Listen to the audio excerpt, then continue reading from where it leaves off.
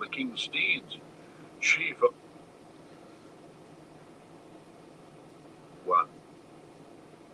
The depart.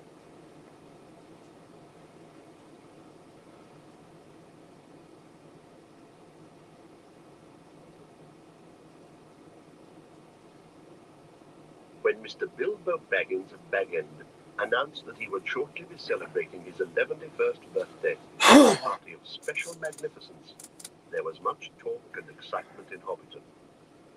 Bilbo was very rich and very peculiar, and had been the wonder of the Shire for 60 years, ever since his remarkable disappearance and unexpected return. The riches he had brought back from his travels had now become a local legend, and it was popularly believed, whatever the old folk might say, that the hill at Bag End was full of tunnels stuffed with treasure. And if that was not enough for fame, there was also his prolonged vigour to marvel at. Time wore on, but it seemed to have little effect on Mr. Baggins. At 90, he was much the same as at 50. At 99, they began to call him well preserved, but unchanged would have been nearer the mark. There were some that shook their heads and thought this was too much of a good thing. It seemed unfair that anyone should possess, apparently, perpetual youth as well as, reputedly, inexhaustible wealth. It will have to be paid for, they said. It isn't natural, and trouble will come of it. But so far trouble had not come. And as Mr. Baggins was generous with his money, most people were willing to forgive him his oddities and his good fortune. He remained on visiting terms with his relatives, except, of course, the Sackville Bagginses, and he had many devoted admirers among the hobbits of poor and unimportant families. But he had no close friends until some of his younger cousins began to grow up. The eldest of these, and Bilbo's favourite, was young Frodo Baggins. When Bilbo was 99, he adopted Frodo as his heir, and brought him to live at Bag End, and the hopes of the Sackville Bagginses were finally dashed. Bilbo and Frodo happened to have the same birthday, September the 22nd. You would better come and live here, my lad, said Bilbo one day, and then we can celebrate our birthday parties comfortably together. At that time, Frodo was still in his tweens, as the hobbits called the irresponsible 20s, between childhood and coming of age at 33. 12 more years passed.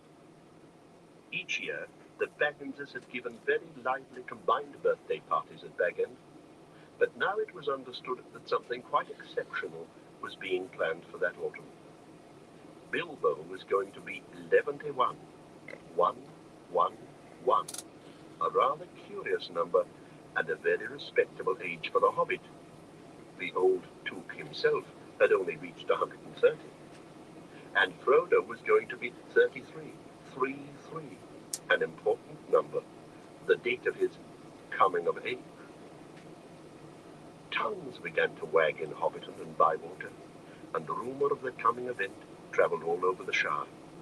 The history and character of Mr. Bilbo Baggins became once again the chief topic of conversation, and the older folks suddenly found their reminiscences in welcome demand.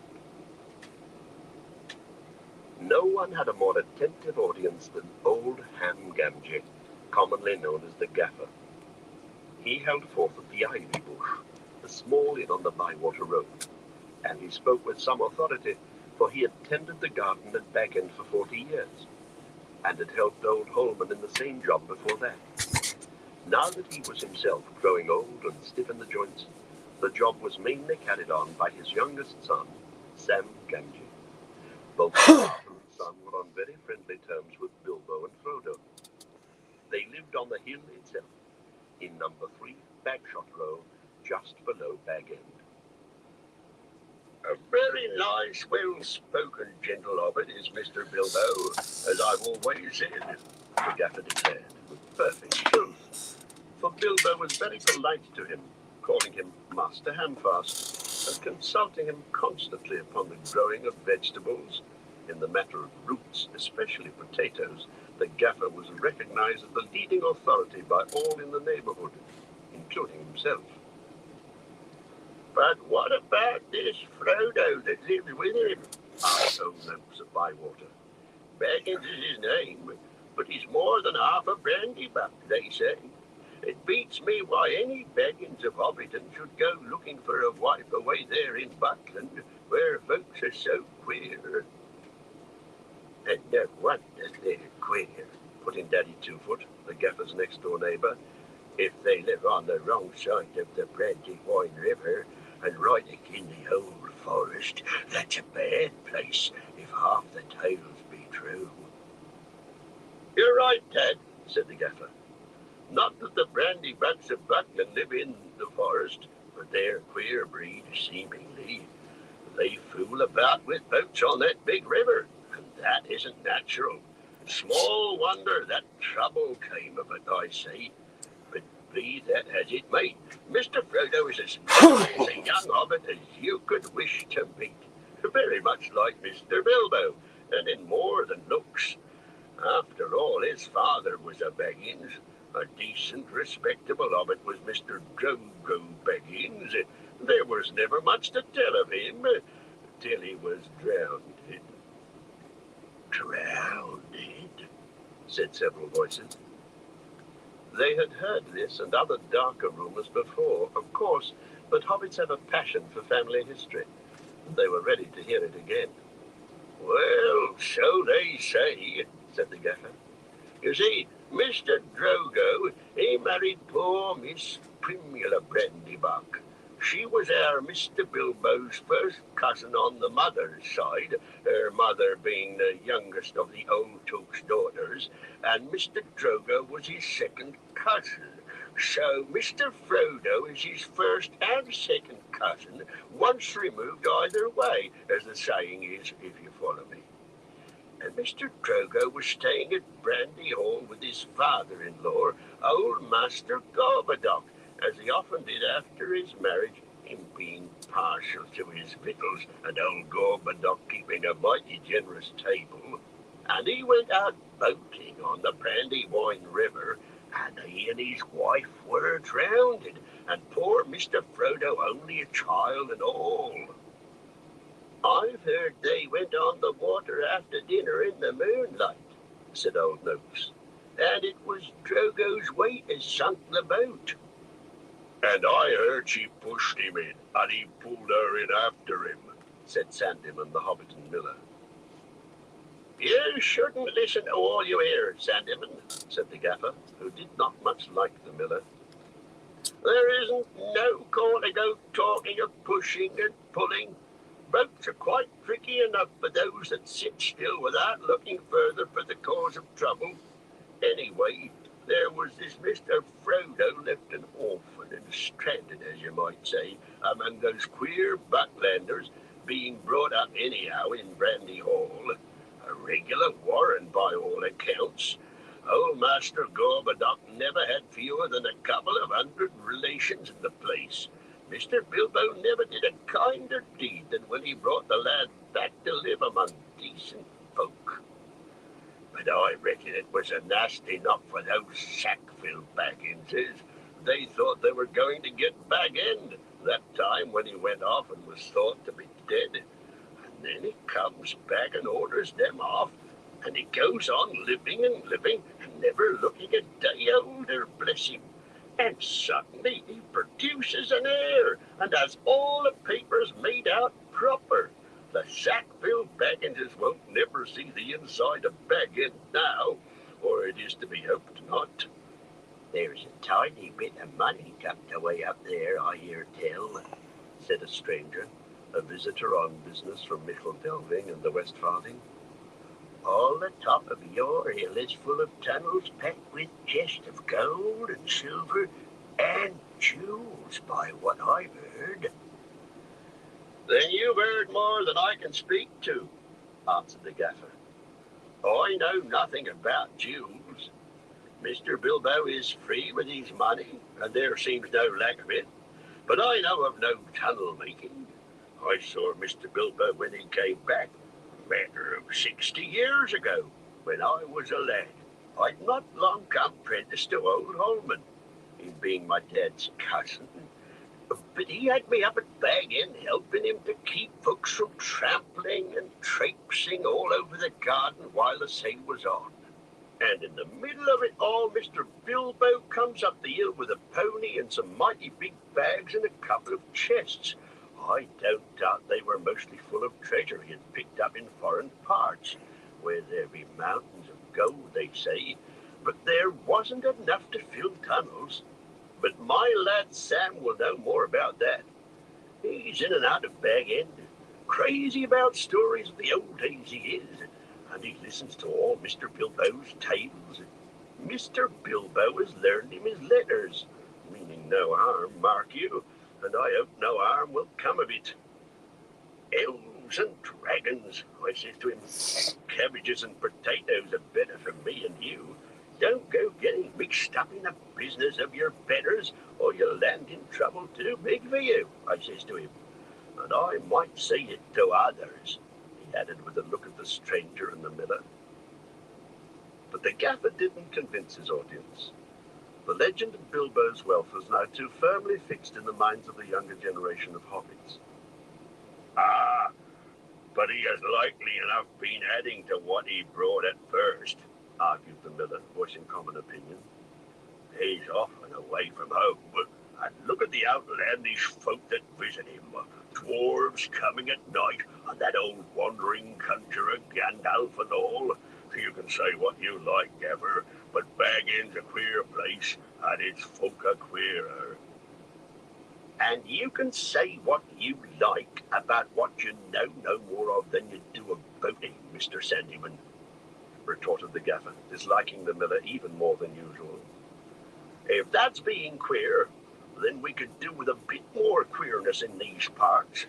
There's some not far away that wouldn't offer a pint of beer to a friend if they lived in a hole with golden walls. But they do things proper at Bag End. Our Sam says that everyone's going to be invited to the party, and there's going to be presents, mark you, presents for all, this very month as is. That very month was September, and as fine as you could ask.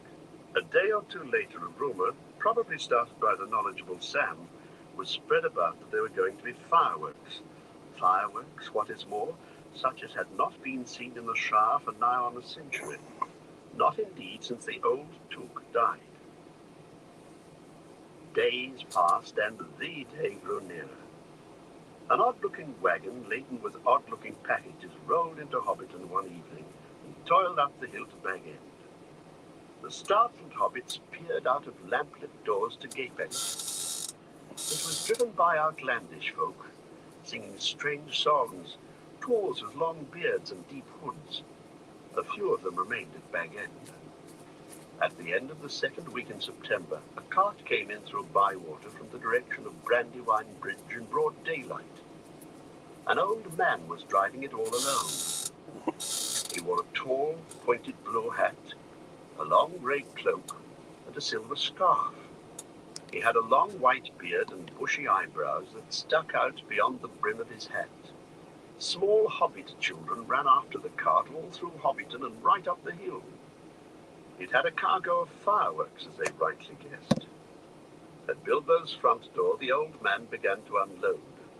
There were great bundles of fireworks of all sorts and shapes, each labelled with a large red Fëanorian G and the elf rune G.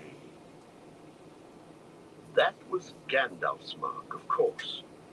The old man was Gandalf the Wizard. His fame in the Shire was due mainly to his skill with fires, smokes, and his real business was far more difficult and dangerous, but the Shire folk knew nothing about it. To them he was just one of the attractions of the party. Hence the excitement of the hobbit children. "Chief for Grand!" they shouted, and the old man smiled. They knew him by sight, though he only appeared in Hobbiton occasionally and never stopped long. But neither they nor any but the oldest of their elders had seen one of his firework displays. They now belonged to a legendary past, When the old man, helped by Bilbo and some dwarves, had finished unloading, Bilbo gave a few pennies away.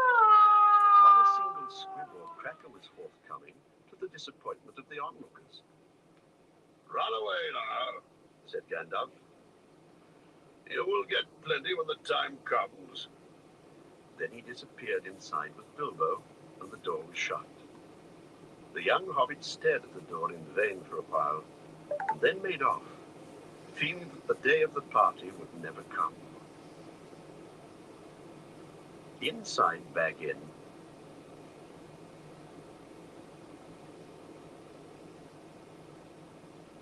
Bilbo and Gandalf were sitting at the open window of the small room looking out west onto the garden. The late afternoon was bright and peaceful. The flowers glowed red and golden, snapdragons and sunflowers, and nasturtiums trailing all over the turf,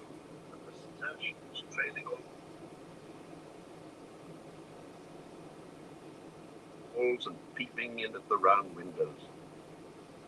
"How bright your garden looks," said Gandalf. "Yes," said Bilbo. "I am very fond indeed of it, and of all the dear old Shire, but I think I need a holiday." "You mean to go on with your plan, then?" "I do. I made up my mind months ago, and I haven't changed it." "Very well. It is no good saying any more. Stick to your plan, your whole plan, mind.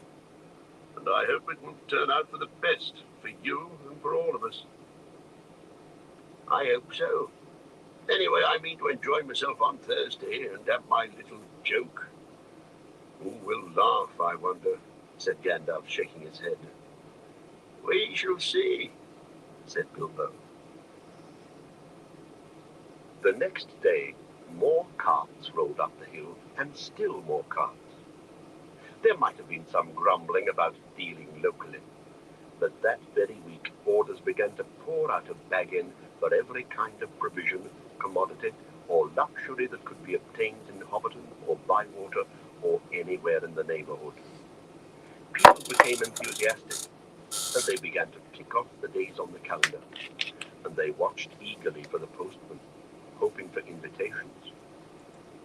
Before long, the invitations began pouring out, and the Hobbiton post office was blocked, and the Bywater post office was snowed under, and voluntary assistant postmen were called for. There was a constant stream of them going up the hill, carrying hundreds of polite variations on "Thank you, I shall certainly come." A notice appeared on the gate at Bag End: "No admittance except on party business." Those who had, or pretended to have party business, were seldom allowed inside. Bilbo was busy, writing invitations, ticking off answers, packing up presents, and making some private preparations of his own.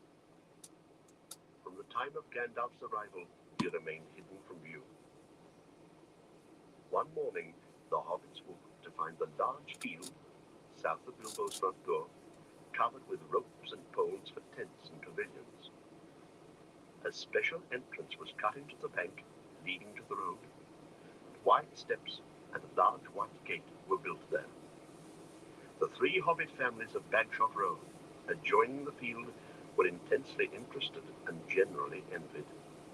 Old Gaffer Gamgee stopped even pretending to work in his garden. The tents began to go up. There was a specially large pavilion, so big that the tree that grew in the field was right inside it, and stood proudly near one end at the head of the chief table. Lanterns were hung on all its branches. More promising still, to the hobbit's mind, an enormous open-air kitchen was erected in the north corner of the field. A draught of cokes from every inn and eating house for miles around arrived to supplement the dwarves and other odd folk that were quartered at Bag End. Excitement rose to its height. Then the weather clouded over. That was on Wednesday, the eve of the party. Anxiety was intense. Then Thursday, September the 22nd, actually dawned. The sun got up, the clouds vanished, Flags were unfurled, and the fun began. Bilbo Baggins called it a party, but it was really a variety of entertainments rolled into one. Practically everybody living near was invited. A very few were overlooked by accident, but as they turned up all the same, that didn't matter. Many people from other parts of the Shire were also asked, and there were even a few from outside the borders. Bilbo met the guests and additions at the new White Gate in person. He gave away presents to all and sundry. The latter were those who went out again by a back way and came in again by the gate. Hobbits give presents to other people on their own birthdays. Not very expensive ones, as a rule, and not so lavishly as on this occasion, but it was not a bad system. Actually, in Hobbiton and Bywater, every day in the year was somebody's birthday, so that every hobbit in those parts had a fair chance of at least one present at least once a week. But they never got tired of them. On this occasion, the presents were unusually good. The hobbit children were so excited that for a while they almost forgot about eating. There were toys the like of which they had never seen before, all beautiful and some obviously magical. Many of them had indeed been ordered a year before, and had come all the way from the mountain and from Dale, and were a real dwarf made. When every guest had been welcomed, and was finally inside the gate, there were songs, dances, music, games, and, of course, food and drink. There were 3 official meals: lunch, tea, and dinner, or supper. But lunch and tea were marked chiefly by the fact that at those times all the guests were sitting down and eating together. At other times there were merely lots of people eating and drinking, continuously from 11 until 6:30, when the fireworks started. The fireworks were by Gandalf. They were not only brought by him, but designed and made by him, and the special effects, set pieces, and flights of rockets were let off by him. But there was also a generous distribution of squibs, crackers, baccarat, sparklers, torches, dwarf candles, elf fountains, goblin barkers, and thunderclaps. They were all superb. The art of Gandalf improved with age. There were rockets like a flight of scintillating birds singing with sweet voices. There were green trees with trunks of dark smoke. Their leaves opened like a whole spring unfolding in a moment, and their shining branches dropped glowing flowers down upon the astonished hobbits, disappearing with a sweet scent just before they touched their upturned faces. There were fountains of butterflies that flew glittering into the trees. There were pillars of colored fires that rose and turned into eagles or sailing ships, or a phalanx of flying swans. There was a red thunderstorm and a shower of yellow rain. There was a forest of silver spears that sprang suddenly into the air with a yell like an embattled army, and came down again into the water with a hiss like 100 hot snakes. And there was also one last surprise, in honor of Bilbo, and it startled the hobbits exceedingly, as Gandalf intended. The lights went out. A great smoke went up. It shaped itself like a mountain seen in the distance, and began to glow at the summit. It spouted green and scarlet flames. Out flew a red golden dragon, not life-size, but terribly lifelike. Fire came from his jaws, his eyes glared down, there was a roar, and he whizzed 3 times over the heads of the crowd. They all ducked, and many fell flat on their faces. The dragon passed like an express train, turned a somersault, and burst over Bywater with a deafening explosion. "That is the signal for supper," said Bilbo. The pain and alarm vanished at once, and the prostrate hobbits leapt to their feet. There was a splendid supper for everyone, that is, except those invited to the special family dinner party. This was held in the great pavilion with the tree. The invitations were limited to 12 dozen, a number also called by the hobbits 1 gross, though the word was not considered proper to use of people. And the guests were selected from all the families to which Bilbo and Frodo were related, with the addition of a few special unrelated friends, such as Gandalf. Many young hobbits were included, and present by parental permission, for hobbits were easygoing with their children in the matter of sitting up late, especially when there was a chance of getting them a free meal. Bringing up young hobbits took a lot of provender. There were many Bagginses and Boffins, and also many Tooks and Brandybucks. Had to get a little poker. There were various Grubs, relations of Bilbo Baggins' grandmother, and various Chubs, connections of his Took grandfather, and a selection of Burrowses, Bulgers, Bracegirdles, Brockhouses, Goodbodies, Hornblowers, and Proudfoots. Some of these were only very distantly connected with Bilbo, and some had hardly ever been in Hobbiton before, as they lived in remote corners of the Shire. The Sackville Bagginses were not Otho and his wife Lobelia were present. They disliked Bilbo and detested Frodo, but so magnificent was the invitation card, written in golden ink, that they had felt it was impossible to refuse. Besides, their cousin, Bilbo, had been specializing in food for many years, and his table had a high reputation. All the 144 guests expected a pleasant feast, though they rather dreaded the after-dinner speech of their host, an inevitable item. He was liable to drag in bits of what he called poetry, and sometimes, after a glass or two, would allude to the absurd adventures of his mysterious journey. The guests were not disappointed. They had a very pleasant feast, in fact, an engrossing entertainment, rich, abundant, varied, and prolonged. The purchase of provisions fell almost to nothing throughout the district in the ensuing weeks, but as Bilbo's catering had depleted the stocks of most of the stores, cellars and warehouses for miles around, that didn't matter much. After the feast, more or less, came the speech. Most of the company were, however, now in a tolerant mood, at that delightful stage which they called filling up the corners.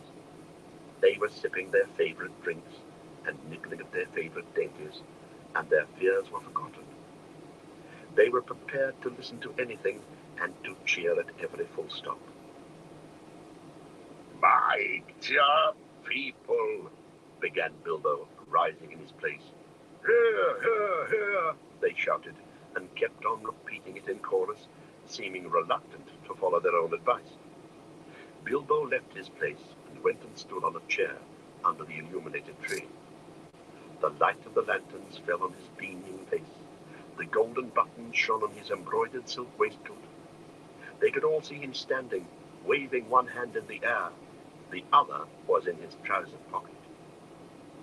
"My dear Bagginses and Boffins," he began again, "and my dear Tooks and Brandybucks and Grubs and Chubs and Burrowses and Hornblowers and Bulgers, Bracegirdles, Goodbodies, and Proudfoots." "Proud feet," shouted an elderly hobbit from the back of the pavilion. His name, of course, was Proudfoot, and well merited. His feet were large, exceptionally furry, and both were on the table. "Proudfoots," repeated Bilbo. "Also my good Sackville Bagginses that I welcome back at last to Baggage. Today is my 111th birthday. I am 111 today. Hooray! Hooray! Many happy returns," they shouted, and they hammered joyously on the tables. Bilbo was doing splendidly. This was the sort of stuff they liked, short and obvious. "I hope you're all enjoying yourselves as much as I am." Deafening cheers, cries of "yes" and "no," noises of trumpets and horns, pipes and flutes, and other musical instruments. There were, as has been said, many young hobbits present. Hundreds of musical crackers had been pulled. Most of them bore the mark Dale on them, which did not convey much to most of the hobbits, but they all agreed they were marvelous crackers. They contained instruments, small but of perfect make and enchanting tones. Indeed, in one corner some of the young tooks and brandybucks, supposing Uncle Bilbo to have finished, since he had plainly said all that was necessary, now got up an impromptu orchestra and began a merry dance tune. Master Everard Took and Miss Melilot Brandybuck got on a table and with bells in their hands began to dance the Springle Ring, a pretty dance, but rather vigorous. But Bilbo had not finished. Seizing a horn from a youngster nearby, he blew 3 loud hoots. The noise subsided. "I shall not keep you long," he cried. Cheers from all the assembly. "I have called you all together for a purpose." Something in the way that he said this made an impression. There was almost silence, and 1 or 2 of the Tooks pricked up their ears. "Indeed, for 3 purposes. First of all, to tell you that I am immensely fond of you all, and that 11 years is too short a time to live among such excellent and admirable hobbits." Tremendous outburst of approval. "I don't know half of you half as well as I should like, and I like less than half of you half as well as you deserve." This was unexpected and rather difficult. There was some scattered clapping, but most of them were trying to work it out and see if it came to a compliment. "Secondly, to celebrate my birthday." Cheers again. "I should say our birthday, for it is, of course, also the birthday of my heir and nephew, Frodo. He comes of age and into his inheritance today." Some perfunctory clapping by the elders, and some loud shouts of "Frodo, Frodo, jolly old Frodo," from the juniors. The Sackville Baggins scowled, and wondered what was meant by coming into his inheritance. "Together we score 144. Your numbers were chosen to fit this remarkable total. 1 gross, if I may use the expression." No cheers. This was ridiculous. Many of the guests, and especially the Sackville Bagginses, were insulted, feeling sure they had only been asked to fill up the required number like goods in a package. 1 gross indeed. Vulgar expression. It is also, if I may be allowed to refer to ancient history, the anniversary of my arrival by barrel at Esgaroth on the Long Lake, though the fact that it was my birthday slipped my memory on that occasion. I was only 51 then, and birthdays didn't seem so important. The banquet was very splendid, however, though I had a bad cold at the time, I remember, and could only say, "Thank you very much." I now repeat it more correctly. "Thank you very much for coming to my little party." Obstinate silence. They all feared that the song or some poetry was now imminent, and they were getting bored. Why couldn't he stop talking and let them drink his health? But Bilbo did not think or recite. He paused for a moment. "Thirdly and finally," he said, "I wish to make an announcement." He spoke this last word so loudly and suddenly that everyone sat up who still could. "I regret to announce that, though, as I said, 11 years is far too short a time to spend among you, this is the end. I am going. I am leaving now. Goodbye." He stepped down and vanished. There was a blinding flash of light, and the guests all blinked. There was a blinding flash of light, and the guests all blinked.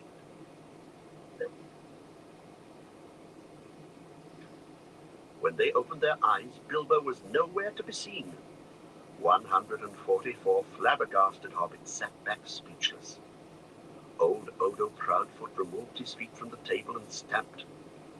Then there was a dead silence, until suddenly, after several deep breaths, every Baggins, Boffin, Took, Brandybuck, Grubb, Chubb, Burrows, Bolger, Bracegirdle, Brockhouse, Goodbody, Hornblower, and Proudfoot began to talk at once.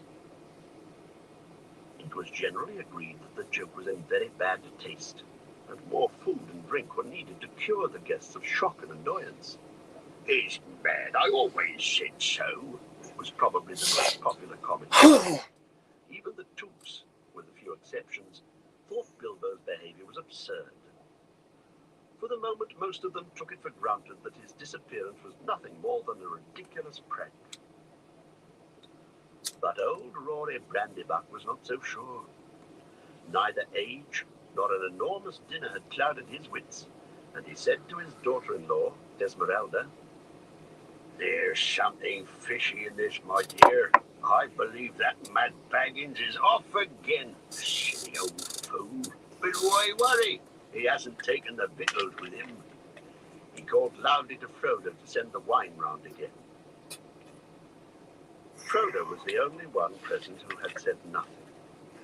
For some time he had sat silently beside Bilbo's empty chair and ignored all remarks and questions. He had enjoyed the joke, of course, even though he had been in the know. He had difficulty in keeping from laughter at the indignant surprise of the guests, but at the same time he felt deeply troubled. He realized suddenly that he loved the old hobbit dearly. Most of the guests went on eating and drinking and discussing Bilbo Baggins's oddities, past and present, but the Sackville Bagginses had already departed in wrath. Frodo didn't want to have any more to do with the party. He gave orders for more wine to be served. Then he got up and drained his own glass silently to the health of Bilbo and slipped out of the pavilion. As for Bilbo Baggins, even while he was making his speech, he had been fingering the golden ring in his pocket, his magic ring that he had kept secret for so many years. As he stepped down, he slipped it on his finger, and he was never seen by any hobbit in Hobbiton again. He walked briskly back to his hole and stood for a moment listening with a smile to the din in the pavilion and to the sounds of merrymaking in other parts of the field. Then he went in. He took off his party clothes, folded up and wrapped in tissue paper his embroidered silk waistcoat, and put it away. Then he put on quickly some old untidy garments and fastened round his waist a worn leather belt. On it he hung a short sword in a battered black leather scabbard. From a locked drawer, smelling of mothballs, he took out an old cloak and hood. They had been locked up as if they were very precious, but they were so patched and weather-stained that their original color could hardly be guessed. It might have been dark green. They were rather too large for him. He then went into his study, and from a large strongbox took out a bundle wrapped in old cloths and a leather-bound manuscript, and also a large, bulky envelope. The book and bundle he stuffed into the top of a heavy bag that was standing there, already nearly full. Into the envelope he slipped his golden ring and its fine chain, and then sealed it and addressed it to Frodo. At first he put it on the mantelpiece, but suddenly he removed it and stuck it in his pocket. At that moment the door opened and Gandalf came quickly in. "Hello," said Bilbo. "I wondered if you'd turn up." "I'm glad to find you visible," replied the wizard, sitting down in a chair. "I wanted to catch you and have a few final words. I suppose 1 second, everyone. I'll be right back. Splendidly and according to plan." "Yes, I do," said Bilbo. "Though that flash was surprising. It quite startled me, let alone the others. A little addition of your own, I suppose." "It was. You have wisely kept that ring secret all these years, and it seemed to me necessary to give your guests something else that would seem to explain your sudden vanishment." "And would spoil my joke. You are an interfering old busybody," laughed Bilbo. "But I expect you know best as usual." "I do, when I know anything. But I don't feel too sure about this whole affair. It has now come to the final point. You have had your joke and alarmed or offended most of your relations, and given the whole Shah something to talk about for 9 days, or 99 more likely. Are you going any further? Yes, I am. I feel I need a holiday, a very long holiday, as I've told you before, probably a permanent holiday. I don't expect I shall return. In fact, I don't mean to, and I have made all arrangements.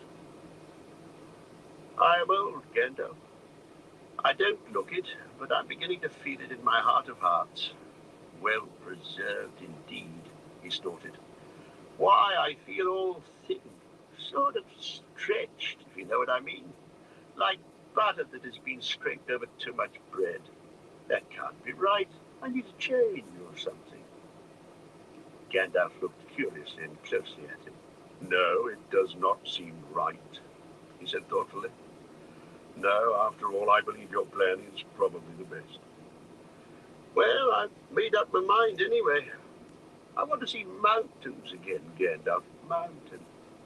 And then find somewhere where I can rest in peace and quiet without a lot of relatives prying around and a string of confounded visitors hanging on the bell. I might find somewhere where I can finish my book. I have thought of a nice ending for it. And he lived happily ever after to the end of his days. Gandalf laughed. I hope he will. But nobody will read the book, however it ends. Oh, they may in years to come. Frodo has read some already, as far as it has gone. You'll keep an eye on Frodo, won't you? Yes, I will. 2 eyes, as often as I can spare them. He would come with me, of course, if I asked him. In fact, he offered to once, just before the party. But he doesn't really want to, yet. I want to see the wild country again before I die, and the mountains. But he's still in love with the Shah, with woods and fields and little rivers. He ought to be comfortable here.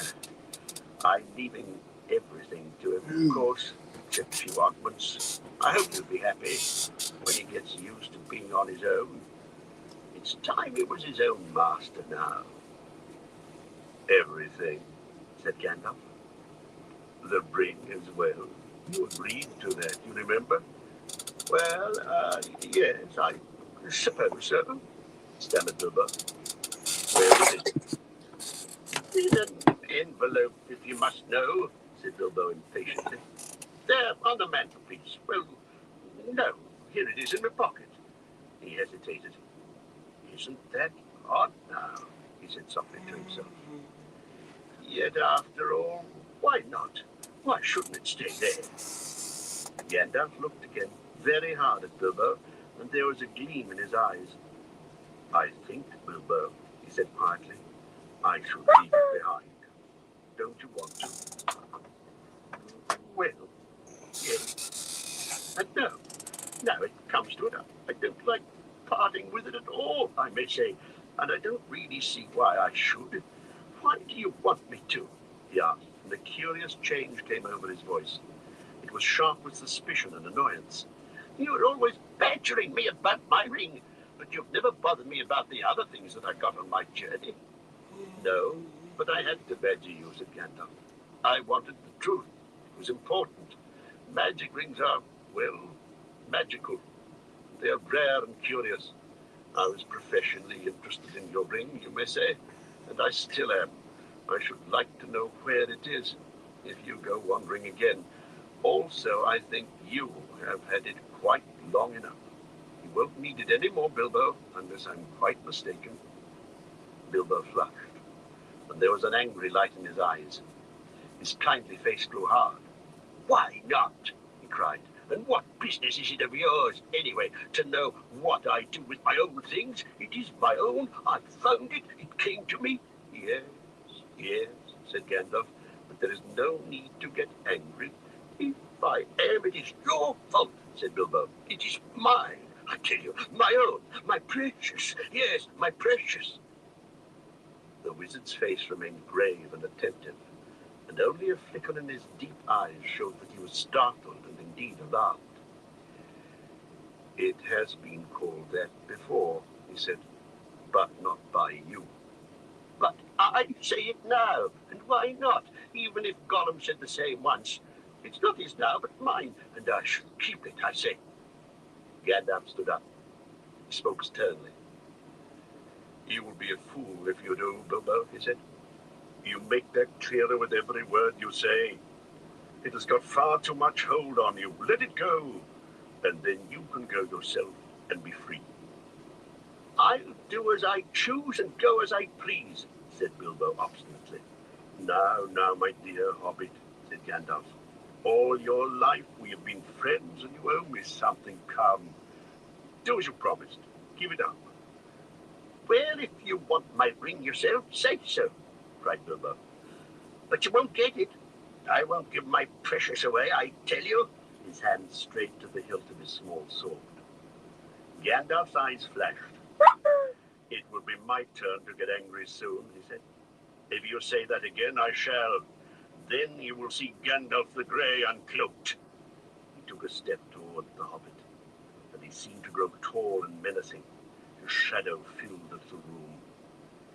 Bilbo backed away to the wall, breathing hard, his hand clutching at his pocket. They stood for a while facing one another, and the air of the room tingled. Gandalf's eyes remained bent on the hobbit. Slowly his hands relaxed, and he began to tremble. "I don't know what has come over you, Gandalf," he said. "You've never been over you, Gandalf, like this before.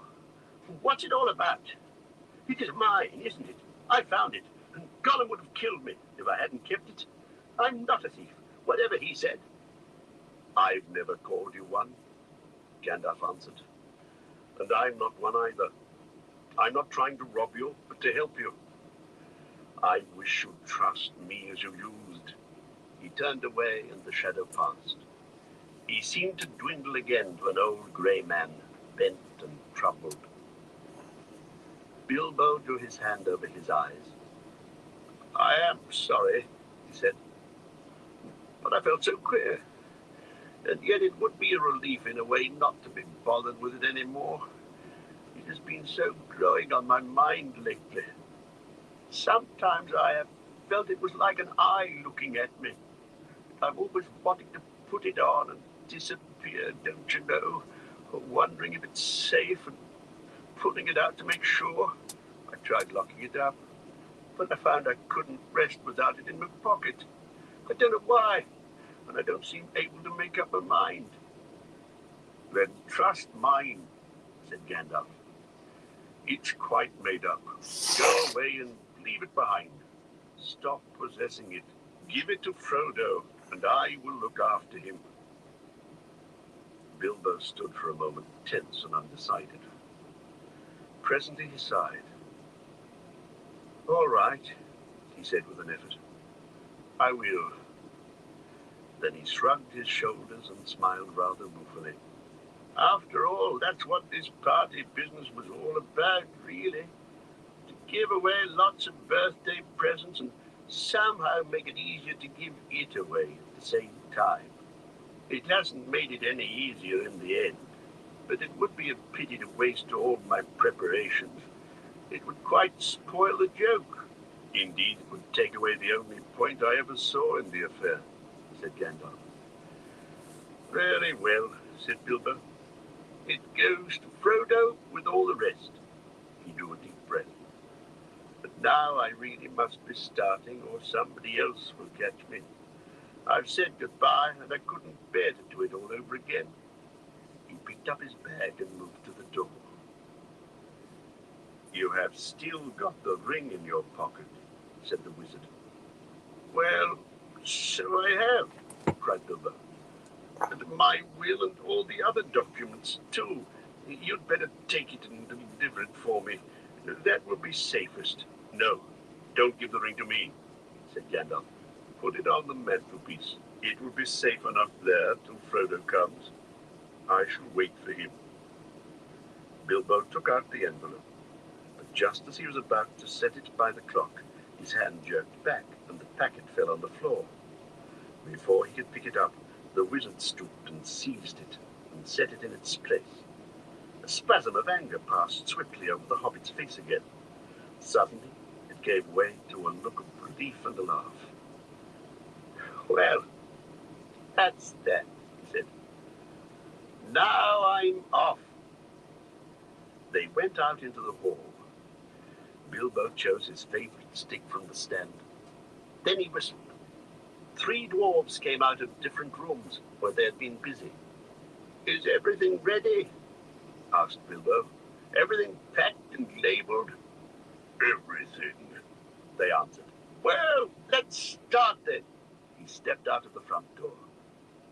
It was a fine night, and the black sky was dotted with stars. He looked up, sniffing the air.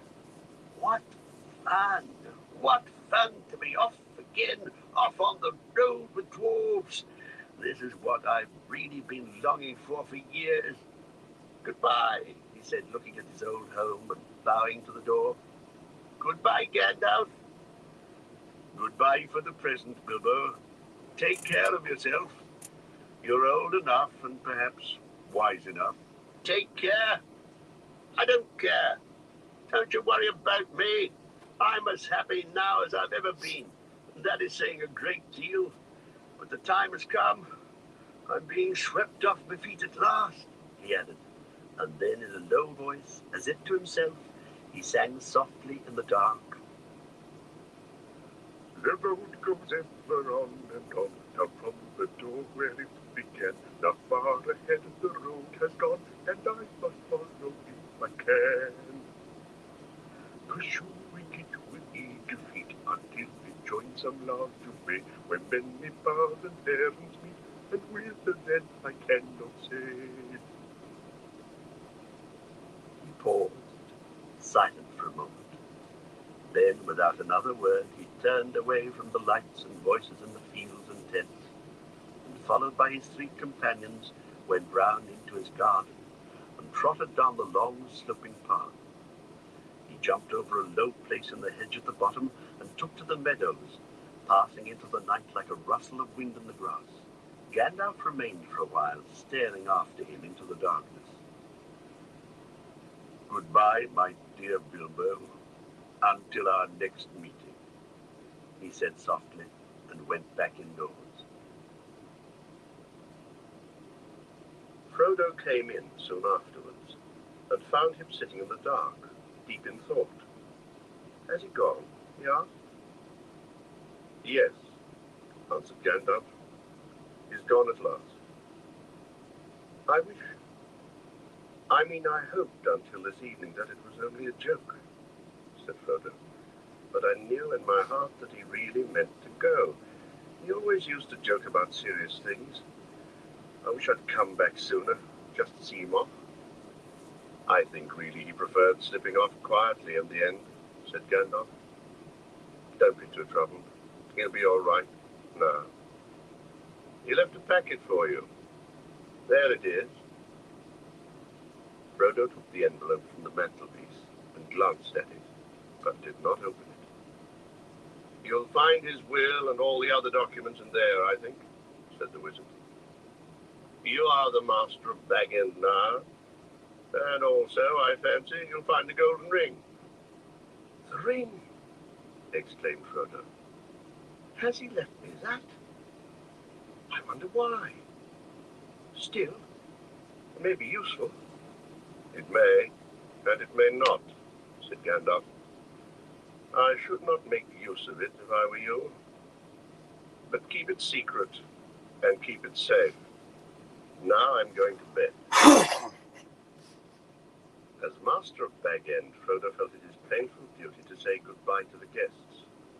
Rumors of strange events had by now spread all over the field, but Frodo would only say, "No doubt everything will be cleared up in the morning." About midnight, carriages came for the important folk. One by one they rolled away, filled with full but very unsatisfied hobbits. Gardeners came by arrangement, and removed in wheelbarrows those that had inadvertently remained behind. Night slowly passed. The sun rose, hobbits rose rather later. Morning went on.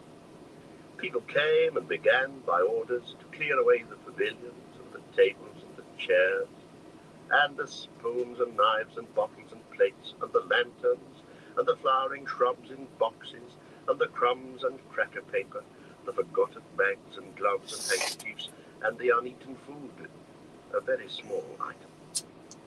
Then a number of other people came, without orders. Bagginses and Boffins and Bulgers and Tooks, and other guests that lived or were staying near. By midday, when even the best fed were out and about again, there was a large crowd at Bag End, uninvited but not unexpected. Frodo was waiting on the step, smiling, but looking rather tired and worried. He welcomed all the callers, but he hadn't much more to say than before. His reply to all enquiries was simply this: Mr. Bilbo Baggins has gone away, as far as I know, for good. Some of the visitors he invited to come inside, as Bilbo had left messages for them. Inside in the hall there was piled a large assortment of packages and parcels and small articles of furniture. On every item there was a label tied. There were several labels of this sort: for Adelard Took, for his very own, from Bilbo, on an umbrella. Adelard had carried off many unlabeled ones. For Dora Baggins, in memory of a long correspondence with love from Bilbo, on a large waste paper basket. Dora was Drogo's sister, and eldest surviving female relative of Bilbo and Frodo. She was 99 and had written reams of good advice for more than half a century. For Milo Burrows, hoping it would be useful, from B.B., on a gold pen and ink bottle. Milo never answered letters. For Angelica's use, from Uncle Bilbo, on a round convex mirror. She was a young Baggins, and too obviously considered her face shapely. For the collection of Hugo Bracegirdle, from a contributor, on an empty bookcase. Hugo was a great borrower of books, and worse than usual at returning them. For Lobelia Sackville Baggins, as a present, on a case of silver spoons. Bilbo believed that she had acquired a good many of his spoons while he was away on his former journey. Lobelia knew that quite well. When she arrived later in the day, she took the point at once, but she also took the spoons. This is only a small selection of the assembled presents. Bilbo's residence had got rather cluttered up with things in the course of his long life. It was a tendency of hobbit holes to get cluttered up, for which the custom of giving so many birthday presents was largely responsible.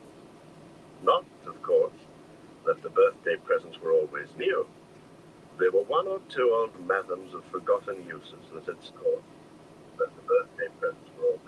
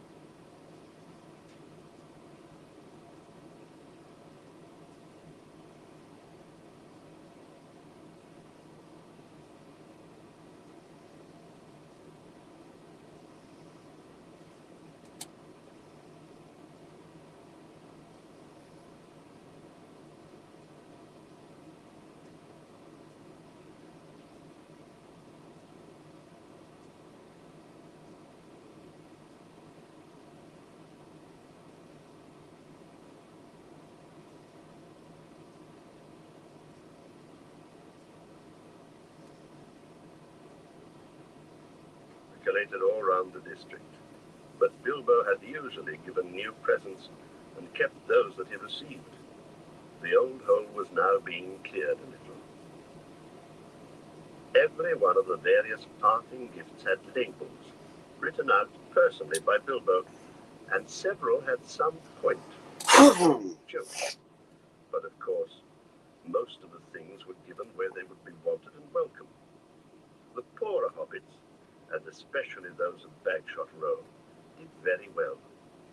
Old Gaffer Gamgee got 2 sacks of potatoes, a new spade, a woolen waistcoat, and a bottle of ointment for creaking joints. Old Rory Brandybuck, in return for much hospitality, got 12 bottles of old Wynyards, a strong red wine from the South Farthing, and now quite mature, as it had been laid down by Bilbo's father. Rory quite forgave Bilbo, and voted him a capital fellow after the first bottle. There was plenty of everything left for Frodo, and, of course, all the chief treasures, as well as the books, pictures, and more than enough furniture were left in his possession. There was, however, no sign nor mention of money or jewelry. Not a penny piece or a glass bead was given away. All right, everyone, I'm gonna call into this live for tonight. Frodo had a very... But I want to thank everyone for stopping by and everyone who continues to stop by. I definitely appreciate all y'all's support. Until next time, y'all stay safe out there.